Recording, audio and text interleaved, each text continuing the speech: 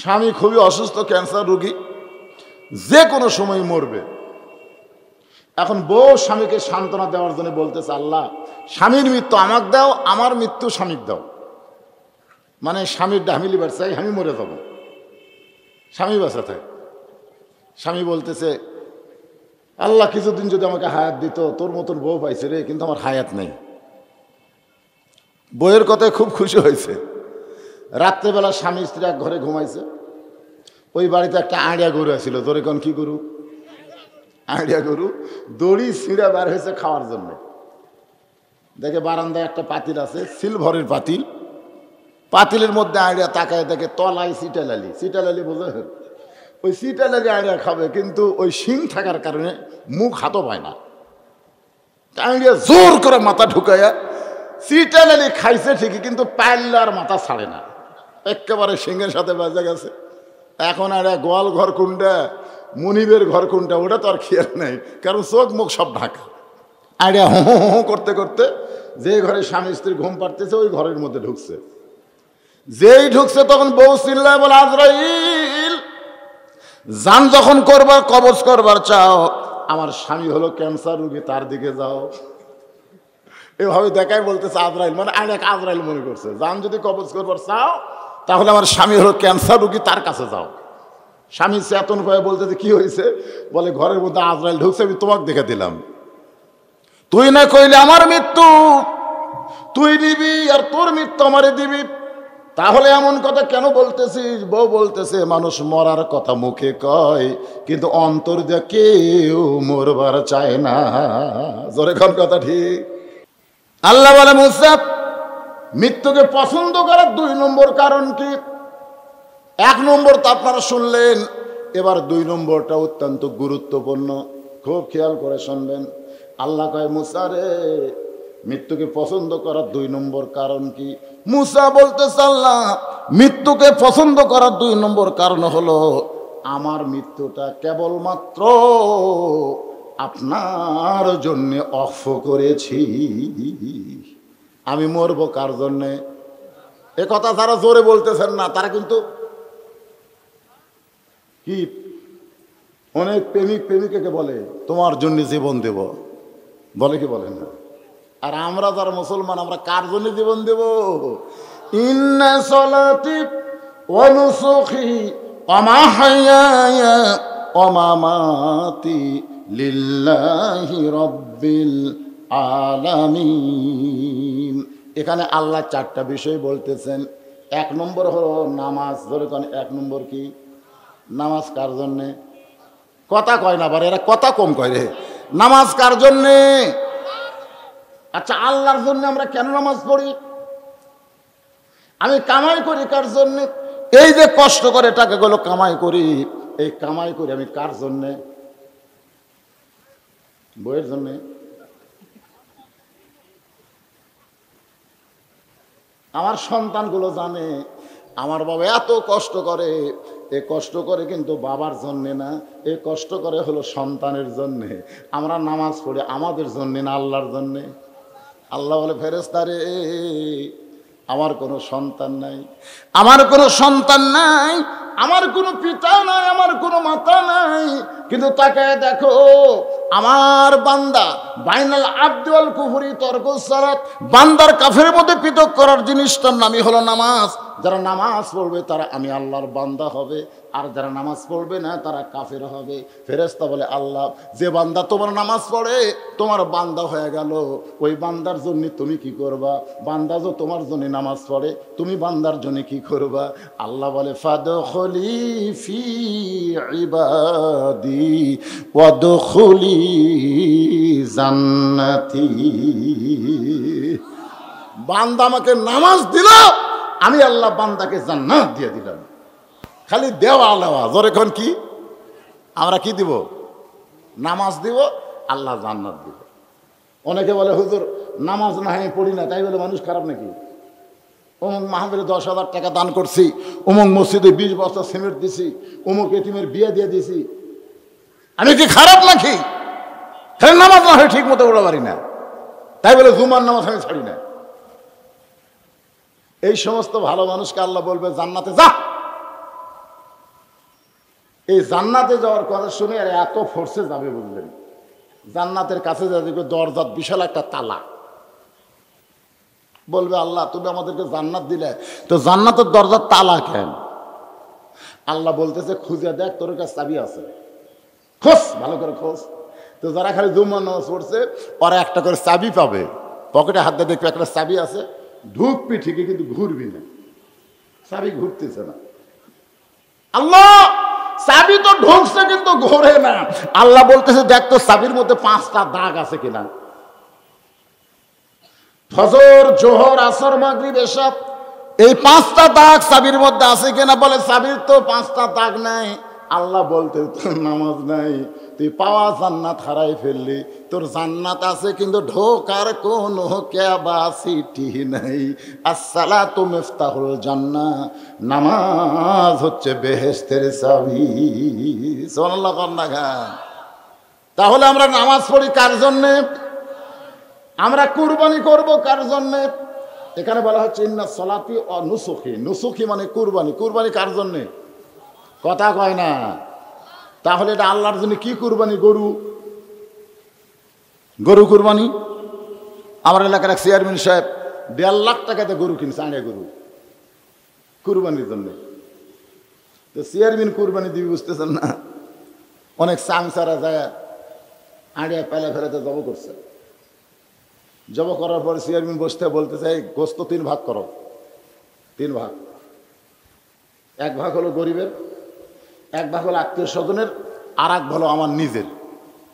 3 ভাগ গোস্ত করার পরে চেয়ারম্যান বলতেছে এই আমার ভাগের কিছু গোস্ত গরিবক দাও।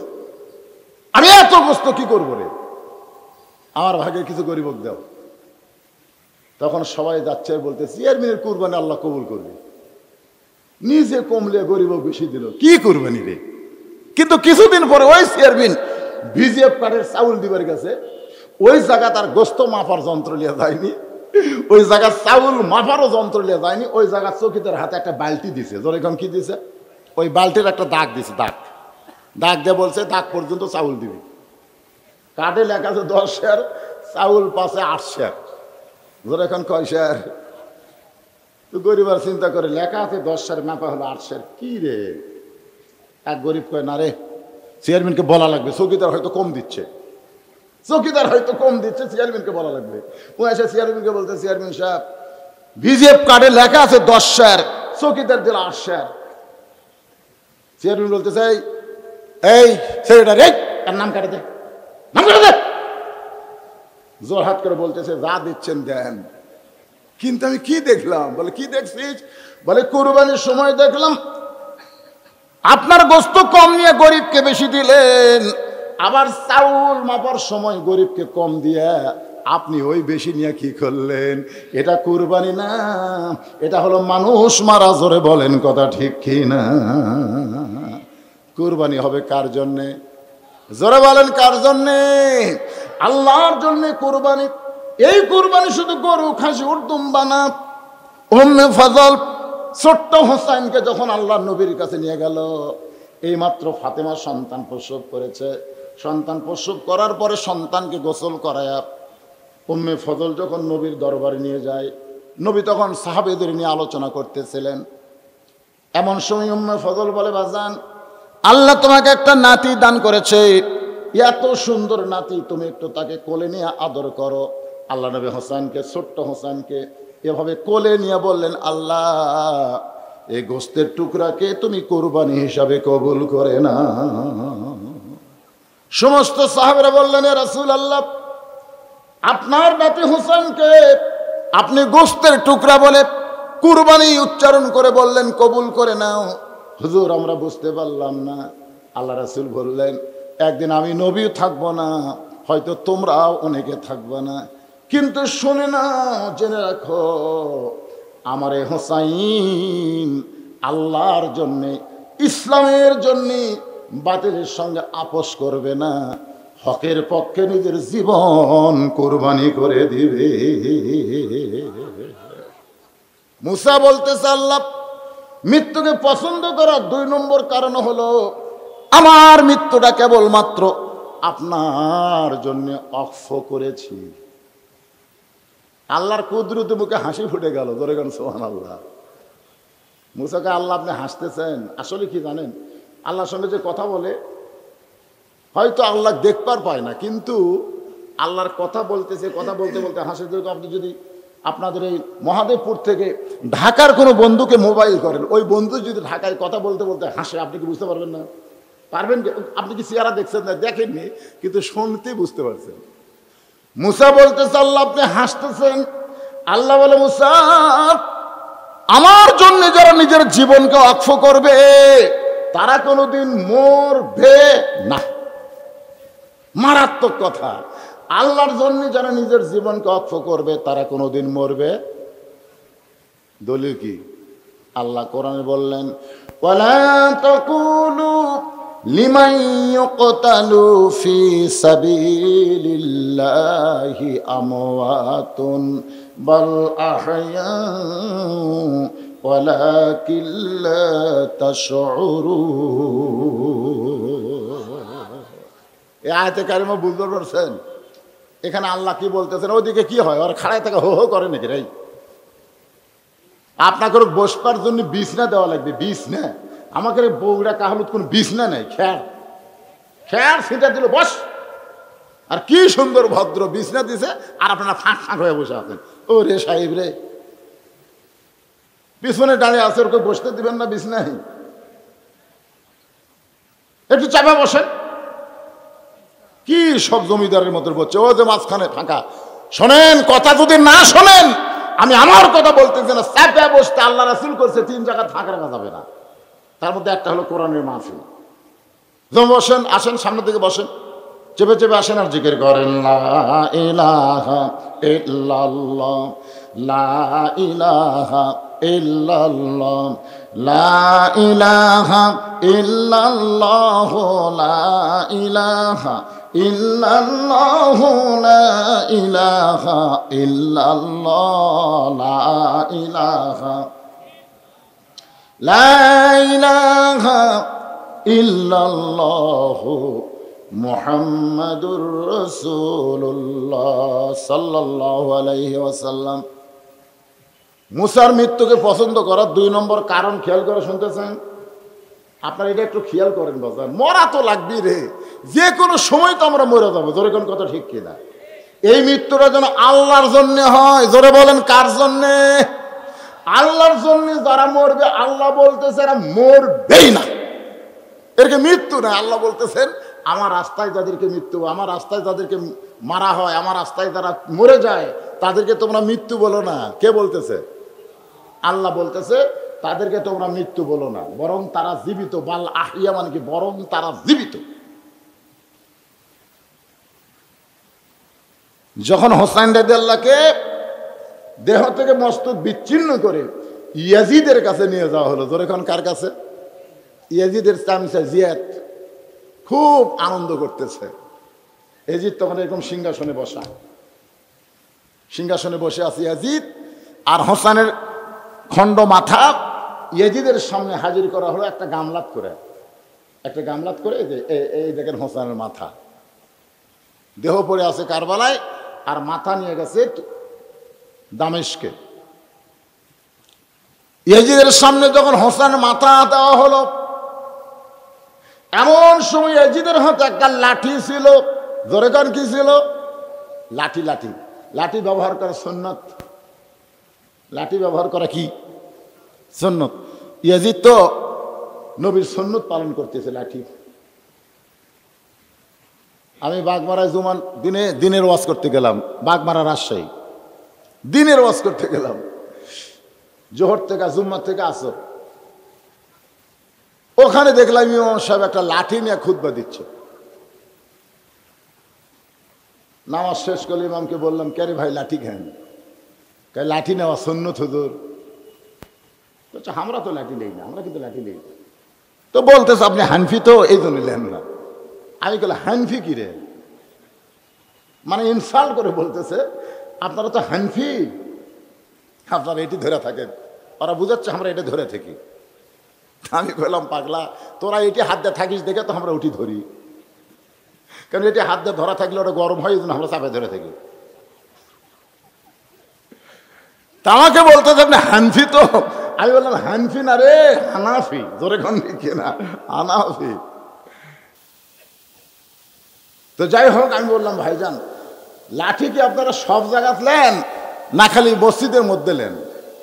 তা আমাকে বলছে তো হুজুর না, লাঠিয়া খালি আমরা খুতবার সময় নেই, সব সময় নেই না। আর লাঠি নেওয়া যদি সুন্নত হয় তাহলে শুধু ঘরের মধ্যে না, সব জায়গায় নেওয়া সুন্নত। জোরে কোন ঠিক কিনা? কারণ ঘরের মধ্যে বিপদ বেশি না বাহিরে বিপদ বেশি? লাঠি কি জন্যে?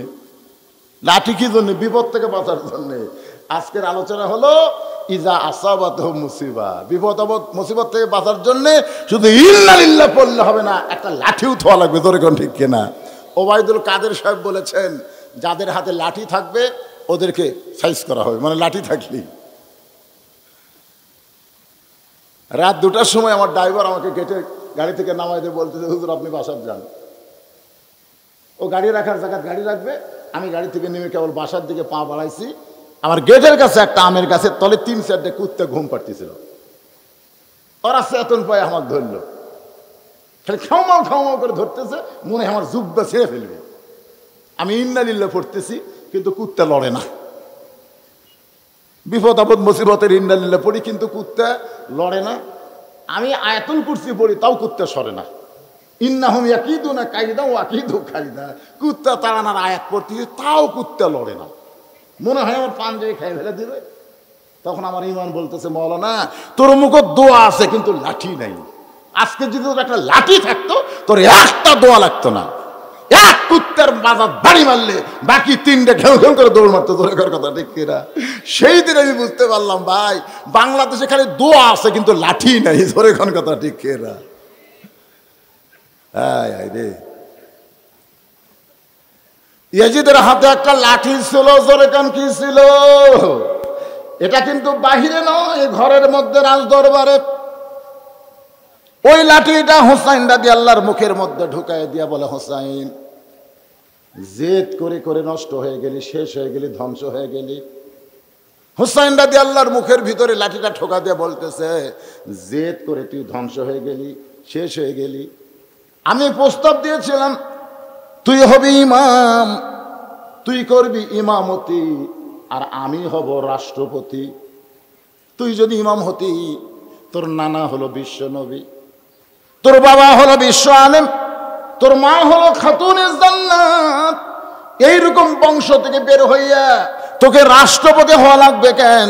তুই মসজিদের ইমাম হবি, তোর পিছনে আমরা নামাজ পড়বো, তুই ফতুয়া মারবি, তুই টুপি রাখবি, দাড়ি রাখবি, তুই হুজুর হবি, তোকে হাদিয়া দিব, বসে বসে খাবি। কিন্তু তুই কি করলি? জেদ করলি।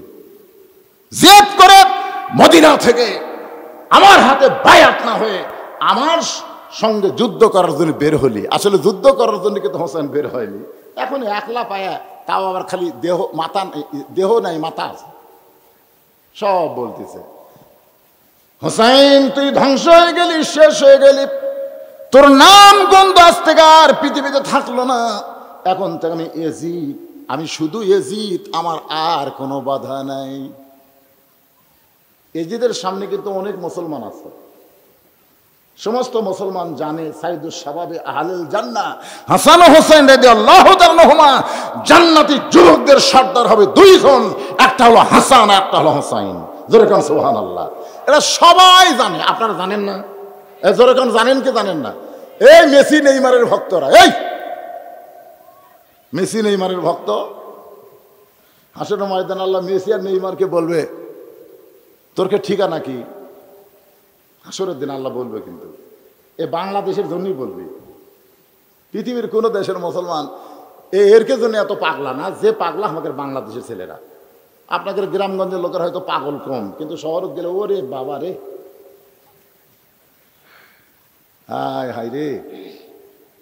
মেসিকে আল্লাহ বলবে, নেইমারকে আল্লাহ বলবে তোদের ঠিকানা কোথায়? তখন বলবে আল্লাহ বলবেন ইন্না দীনা ইনদাল্লাহিল ইসলাম ওমান ইয়াবতাগি গায়রাল ইসলাম দীনান ফালাই ইউকবালা মিনহু। আমি আল্লাহর কাছে একমাত্র কবুলযোগ্য ধর্ম হলো ইসলাম, ইসলাম ছাড়া কোনো ধর্মকে আমি আল্লাহ গ্রহণ করব না। এখন মেসি নেইমার তোরা কি বলে? আমরা হলাম খ্রিস্টান। তাহলে খ্রিস্টান জাহান্নামে যাক, মেসি নেইমার বলবে আল্লাহ আমরা জাহান্নামে একলা কেন যাব? কারণ আপনার রাসূল বলেছেন মান তাশাব্বা বিকওমিন ফাহুয়া মিনহুম, যে যাকে ভালোবাসবে মহব্বত করবে, যার পতাকা টাঙ্গাবে, যার জার্সি গায়ে দিবে, তার সঙ্গেই তার হাসর হবে। আমরা জাহান্নামে যাব, কিন্তু ওই সকল যুবকদের ছাড়া আমরা যাব না। কি হবি রে? আল্লাহ একদিকে হোসাইন আর হাসানকে খাড়া করে রাখবে। হাসান হোসাইন, তোমরা জান্নাতের সর্দার, যুবকদের সর্দার, তোমরা জান্নাতে যাও। তখন হাসান হোসেন বলবে আল্লাহ আমরা জান্নাতে যাব, কিন্তু ওই সকল যুবকদেরকে ছাড়া আমরা যাব না যারা কোরআনের আন্দোলন করেছে, যারা কোরআনের দিন প্রচার করতে গিয়ে রিমান্ডে জেলে গেছে, যাদেরকে ঘরে থাকতে দেয়নি, যারা আলুর বাগুরের মধ্যে ঘুম পেড়েছে, শুধু একটাই মাত্র কারণ তারা বাংলাদেশে আল্লাহর কোরআনের আন্দোলন করে কোরআনের সৈনিক হয়েছে। ওদেরকে ছাড়া আমরা জান্নাতে যাব না। সেদিন আল্লাহ হাসান হোসেনের সঙ্গে আমার বাংলাদেশের অনেক যুবককে জান্নাত দিয়া দিবে। এখন আপনারা কার সাথে? এই নেইমারের খেলা দেখে কান্দেন, মেসির খেলা দেখলেন রাত 3টা পর্যন্ত, আর ফজরের সময় ল্যাপের মধ্যে ঘুম পারলেন। ইয়ার কি মনে করতেছেন ইসলাম ইয়ারকির জিনিস না? ইসলাম কি ইয়ারকির জিনিস? আল্লাহ বলে মুসা মৃত্যুকে পছন্দ করার 2 নম্বর কারণ, সেই 2 নম্বর কারণকে নিয়ে আমি আলোচনা করতেছি। সবাই যখন মাথা নিচু করে আছে, ইয়াজিদ যে হোসেন রাদিয়াল্লাহু আনহু এমন করতেছে, কেউ যে মাথা তুলে কিছু বলবি এ সাহস পাচ্ছে না। সাহস না পাওয়ার কারণ হলো ইয়াজিদ হলো স্বৈরাচারী। জোরে কোন কি সারি? স্বৈরাচারী। ইয়াকুব বললেন আল্লাহ আমার এই 10টা সন্তান বলতেছে ইউসুফকে বাঘে খাচ্ছে, ইউসুফকে বাঘে খাচ্ছে, কিন্তু জামার দিকে তাকায় দেখি তো বাঘে খায়নি আল্লাহ। কারণ বাঘে যদি ইউসুফকে খাইতো জামা ছিঁড়ে যেত। জামাত খালি রক্ত ভরা আছে, তাহলে রক্ত ভরা থাকলেও জামা ছিঁড়ল না। আল্লাহ বলতেছে ইয়াকুব তোমার এই 10 সন্তান হলো স্বৈরাচারী, এই স্বৈরাচারীর সামনে মুখ খুলো না। মুখ খুললে ইউসুফ যে অবস্থায় আছে সে অবস্থা আর থাকবে না। তা আমরাও বর্তমানে স্বৈরাচারীর কবলে পড়েছি, আমরা মুখ খুলবার পারতেছি না। ধরে কোন কথা ঠিক কিনা? ইয়াকুব নবী দেখলেন মুখ যদি না খুলি, দোয়া তো আছে।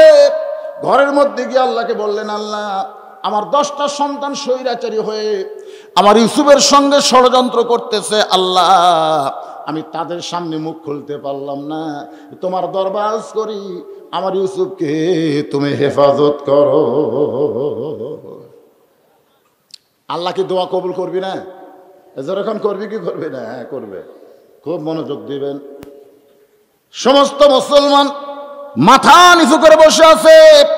এমন সময় 84 বছর 80-র উপর 84 বছরের একজন সাহাবী আর বসে থাকলেন না। কুমু লিল্লাহি কানিতিন। সবসময় বসে থাকা যাবে না। সবসময় বসে থাকা যাবে? যখন মুয়াজ্জিন বলবে কদ কামাতিস সালাত, কদ কামাতিস সালাত, আপনারা বলেন তো তখনই কি বসে থাকবেন? তারপর আপনাকে মসজিদে দেখবেন 2-1জন মুসল্লি তখনও চেয়ারত বসে থাকে। জোরে কথা থাকে কি থাকে না? নামাজ খাড়া হয়ে গেছে, ওই খাড়া হয়নি, বসে গেছে। সবাই কি বলে লোকটা বসে গেছে রে, লোকটা ভোটর দাঁড়াচ্ছিল বসে গেছে। লোকটার খাড়া হওয়ার পারতেছে না, লোকটা বসে গেছে। তোর কোন কথা ঠিক কিনা?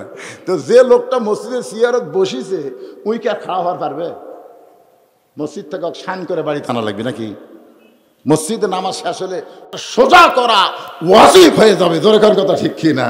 মসজিদে গেলেই আপনাকে জামাতে নামাজ পড়া লাগবে, আর জামাতে নামাজ পড়লে কাতার সোজা করা লাগবে। তা আপনি চেয়ারে বসা মানুষ তো সোজা করে পারতেছেন না, তো আপনার একজন চেয়ারে বসার জন্য গোটা কাতার সব থেকে বঞ্চিত হোক, এটাকে আমরা চাই? জোরে করে এটাকে আমরা চাই? এতক্ষণ সবাই বসে আছিল। এবার 84 বছরের একজন সাহাবী আনাস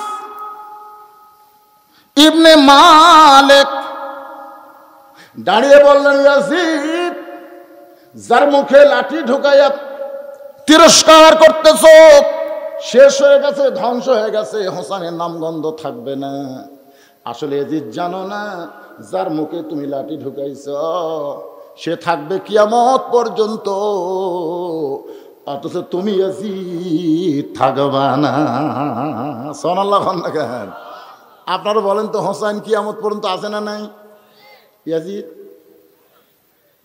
আমার এলাকার এক হিন্দু আকাশ, তার একটা ছেলে হয়েছে। আমি বললাম, আকাশ তোমার ছেলের নাম ইয়াজিদ থো?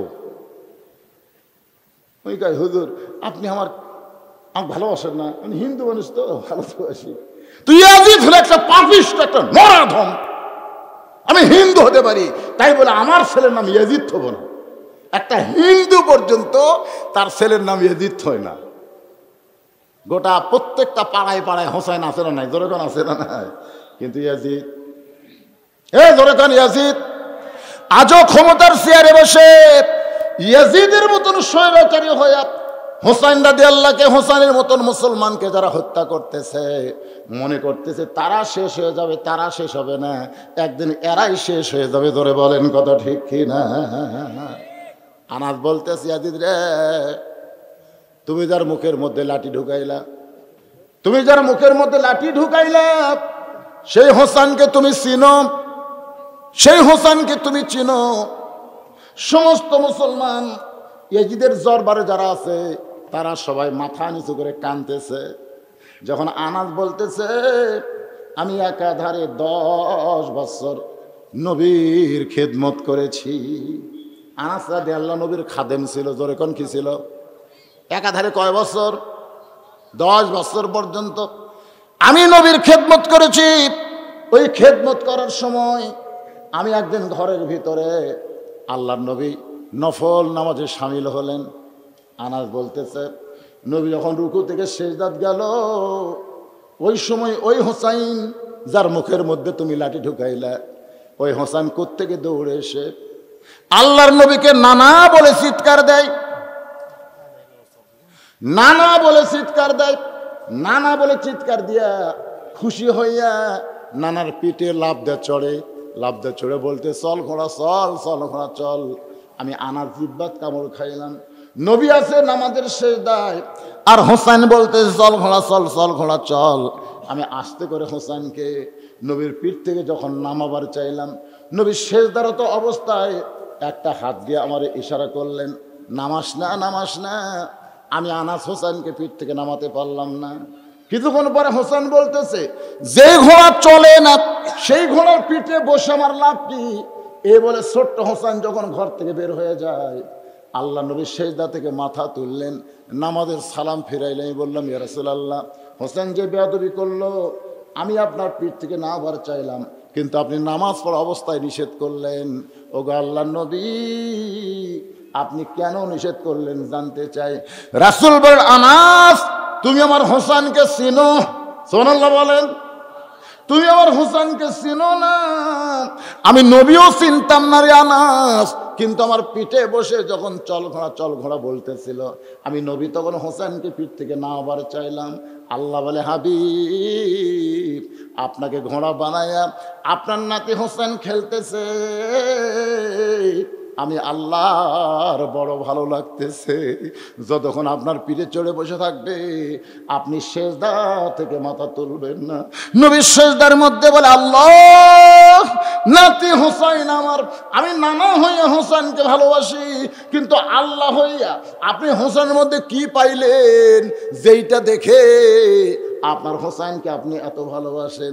আল্লাহ বলে, হাবিব রে, আপনার হোসেন সাধারণ মানুষ নয়, সাধারণ সন্তান নয়। একদিন এই হোসেন আমি আল্লাহর জন্যে নিজের জীবনকে কুরবানি করে দিবে। লিল্লাহে তাকবীর। কার জন্য কুরবানি? আল্লাহর জন্যে। অনসুখী মানে কুরবানি। আমরা নামাজ পড়ি কার জন্যে? কুরবানি করি কার জন্যে? বাঁচবো কার জন্যে? এই জায়গা তার বলতেছে না, বাঁচবো কার জন্যে, মরবো কার জন্যে? মাশাআল্লাহ, আল্লাহর জন্য যদি বাঁচা হয়, তাহলে আল্লাহর জন্য মরতে এত ভয় কেন? আল্লাহর জন্য মরতে এত ভয় কেন? মুসা বলতেছে আল্লাহ মৃত্যুকে পছন্দ করার 2 নম্বর কারণ হলো আমার মৃত্যুটা কেবলমাত্র কার জন্যে? আল্লাহর জন্য। আল্লাহ কয় মুসা মৃত্যুকে পছন্দ করার 3 নম্বর কারণ কি? 3 নম্বর কারণ হলো খুব মজার কারণ। আপনারা শুনবেন না ভাইজান? হ্যাঁ, এটা বলতে যদি আর কিছু দেরি হয়, এশার নামাজ কিন্তু আমার ওয়াজের পরেই এখানে আজান দিয়ে এশার নামাজ হবে। 3 নম্বর কারণ শুনবেন না? হ্যাঁ, ওটা বসা করা চলবে না। এই সময় ওটা বসা করতেছেন, ও যে একজন, ও দুটোই সোল, এরাও সওয়াল এরাও সওয়াল। আসলে ওই সন্তান থাকা লাগতো মায়ের কাছে, কিন্তু দিছে বাপের কাছে, ঠিক না? এখনকার মায়েরা হচ্ছে ম্যাডাম আর বাবারা হচ্ছে চাকর। বউ দেখবেন সামনে ভ্যানিটি ব্যাগ না হাঁটতেছে, আর বাপ ছোট বাচ্চা কলত নিয়ে বাবু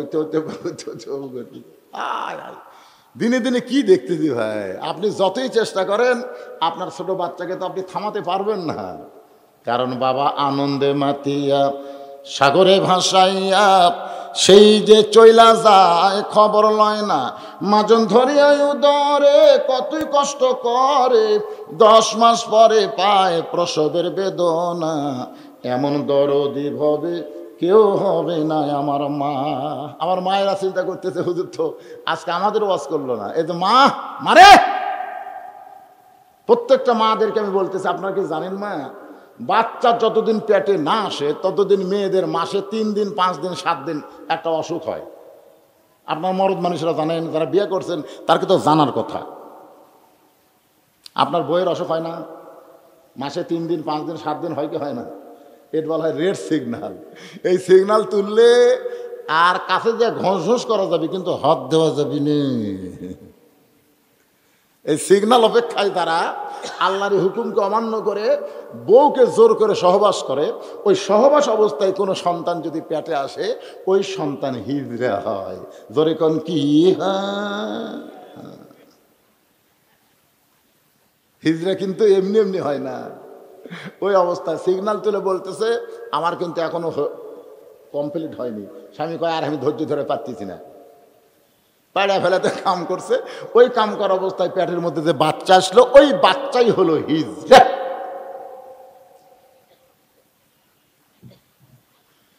প্রতি মাসে 3 দিন 5 দিন 7 দিন একটা অসুখ হয় কি হয় না? কথা বলা হয় কি হয় না?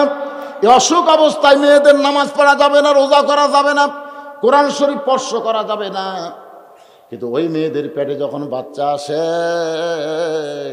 তখন আল্লাহ কিন্তু ওই অসুখ বন্ধ করে দেয়। ছাত্ররা ইমাম গাজ্জালিকে বললেন, হুজুর মায়ের পেটে বাচ্চা আসলে মা আল্লাহ কেন অসুখ বন্ধ করে দেয়?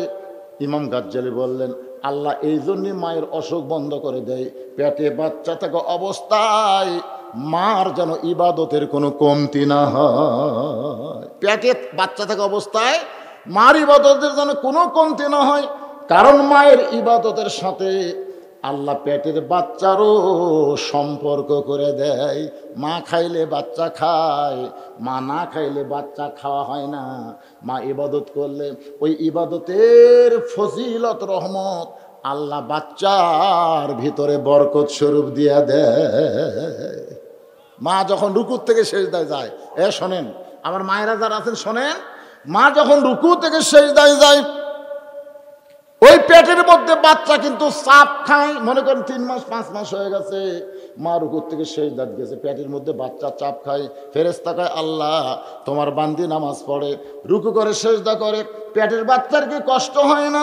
আল্লাহ বলে, ফেরেশতা সাক্ষী থাকো, যেই মা পেটে বাচ্চা নিয়ে নামাজ পড়তেছে, ওই মা শুধু নিজে নামাজ পড়তেছে না, পেটের বাচ্চাকেও নামাজের ট্রেনিং দিচ্ছে। শাশুড়ি এসে বলতেছে, বৌমা এবারে কিন্তু রোজা থাকা চলবে না। বৌমা চুম করে বলতেছে, কেন আম্মা? বলে, তোর পেটের মধ্যে বাচ্চা আছে, পেটের মধ্যে বাচ্চা থাকা অবস্থায় রোজা থাকতে আমি দিব না, কারণ তুই রোজা থাকলে আমার নাতনি শুকে যাবে। বৌমা বলতেছে, আম্মা তাহলে একটা কাগজ আনেন। শাশুড়ি চমকটা বলে, কিসের কাগজ? বলে, কাগজের মধ্যে আপনি লিখে দেবেন আগামী বছরের রমজান পর্যন্ত আমার বাঁচার গ্যারান্টি আছে, মানে আগামী রমজানের আগে আমার কাছে আজরাইল আসবে না, এটা লিখে দেন। শাশুড়ি বলতেছে এটা আমি লিখে দিতে পারবো না। তাহলে আপনি লিখে দিবার পারবেন না আর আমাকে রোজা থাকতে নিষেধ করতেছেন, আগামী বছর পর্যন্ত বাঁচার তার গ্যারান্টি নাই। এই রমজান মাসকে আমি তুচ্ছ তাচ্ছিল্য করতে পারি না। আমি আল্লাহর ফরজ হুকুম রোজা রাখবো, আর রোজা রাখতে গিয়ে আমার পেটের বাচ্চা শুকিয়ে যাক, মরিয়া যাক, এতে আমার কোনো আপত্তি। ফেরেশতাকে আল্লাহ তোমার বান্দি কি খায়? আল্লাহ কয় বাচ্চা মরবি না রে, মা রোজা থাকলে পেটের মধ্যে বাচ্চা রোজার ট্রেনিং পাবে, ও বড় হয়ে হোটেলের দরজা কালো পর্দা দিয়ে কোনোদিন রমজান মাসে ঢুকবি না। ধরে কোন কথা ঠিক কিনা? আজকাল তারা কালো পর্দার মধ্যে ঢুকতেছে। কে রে তুই কে মেয়ে মানুষ করে? এই জন্য খ্রিস্টান নেপোলিয়ন বলেছে, ভালো যদি একটা সন্তান চাও, ভালো একটা মায়ের দরকার। ধরে কোন কিসের দরকার? দুনিয়ার টাকা পয়সা দুনিয়াতে রবে, ফকির হয়ে মানুষ কবরেতে যাবে। মুসা বলে আল্লাহ মৃত্যুকে পছন্দ করার 3 নম্বর কারণ হলো ক্ষণস্থায়ী জীবনের পরিসমাপ্তি হবে, মৃত্যুর মাধ্যমে চিরজীবন পাওয়া যাবে। আপনারা বলেন তো, আমরা যে দুনিয়াতে আছি এটা ক্ষণস্থায়ী না চিরস্থায়ী? এ কথা কন না, ক্ষণস্থায়ী না চিরস্থায়ী? আর মৃত্যুর পরে যে জীবন আমরা পাবো এটা কি? চিরস্থায়ী। মুসা বলতেছে মৃত্যুকে পছন্দ করার 3 নম্বর কারণ হলো ক্ষণস্থায়ী জীবনের পরিসমাপ্তি হবে, মৃত্যুর মাধ্যমে আমি চিরস্থায়ী জীবন লাভ করব। আমাদের এই ক্ষণস্থায়ী জীবনের টেনশন আছে, চিন্তা আছে, না জানি কখন মৃত্যু হয়, না জানি কখন অ্যাক্সিডেন্ট হয়, না জানি কখন কি হয়। আর চিরস্থায়ী জীবন নিয়ে এই টেনশন করা লাগবে না। 1 নম্বর কারণ হলো মৃত্যুকে পছন্দ করা না মরলে জান্নাতে যাওয়া যাবে না। যখন জান্নাতে যাওয়া যাবে। 2 নম্বর কারণ হলো মরবো কার জন্যে? জোরে কর না ভাই, মরবো কার জন্যে? আর 3 নম্বর কারণ হলো মরার পরে বিশাল একটা জগৎ আমরা পেয়ে যাব, সেই জগতের জন্যই মৃত্যুকে আমি পছন্দ করি। আল্লাহ পাক আজকের আলোচনার ভিতর দিয়ে ইন্না লিল্লাহি ওয়া ইন্না ইলাইহি রাজিউন, আমরা এসেছি থাকার জন্য না যাওয়ার জন্য। জোরে কোন কথা ঠিক কিনা? আর এই যাওয়াটা যেন ইমানের সাথে, ইজ্জতের সাথে মুসলমান হিসাবে আমরা যেতে পারি। আল্লাহ যেন কবুল করে, সকলে বলে আমিন। এখন ঈশার নামাজের আজান হবে, আজানের পরেই আবার আলোচনা শুরু হবে।